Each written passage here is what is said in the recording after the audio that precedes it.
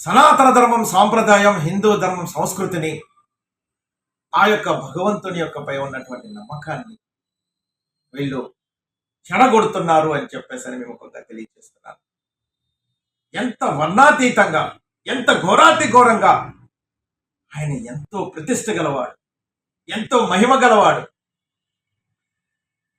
అలాంటిది గోవింద అనగానే సాక్షాత్తు నేను ఉన్నాను అని చెప్పేసి కొన్ని వందల వేల కోట్ల మంది వాళ్ళ యొక్క మొక్కుబళ్ళు తీర్చుకునేటువంటి ఒక దివ్యమైనటువంటి క్షేత్రం. అలాంటి క్షేత్రాన్ని కేవలం కొంతమంది రాజకీయ నాయకులు చుట్టూ ఆ దివ్యమైనటువంటి క్షేత్రాన్ని తిప్పుతున్నారు అంటే ఇది చాలా బాధాకరం. రోజుకో విధంగా మీకు నచ్చినట్టుగా ఆ యొక్క క్షేత్రాన్ని మీరు వాడుకుంటున్నారు. అందులో భాగంగా ఆ తిరుమల తిరుపతి దేవస్థానం యొక్క సాక్షాత్తు ఆ స్వామి వారి యొక్క లడ్డూ వివాదం అయితే అది మరవక ముందే సాక్షాత్తు ఒక ధర్మకర్త హోదాలో ఉన్నటువంటి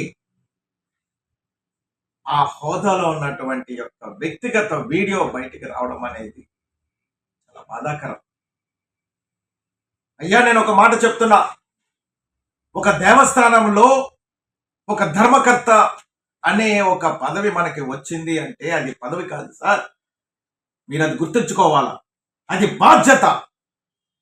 అలాంటి బాధ్యత మీకు దక్కినందుకు ఆ స్వామివారి యొక్క ఎంతో అదృష్టము, పుణ్యము, జన్మల యొక్క ఆ యొక్క పుణ్యంతో మీకు అలాంటి పవిత్రమైనటువంటి క్షేత్రంలో అలాంటి బాధ్యతలు మీకు దక్కుతాయి.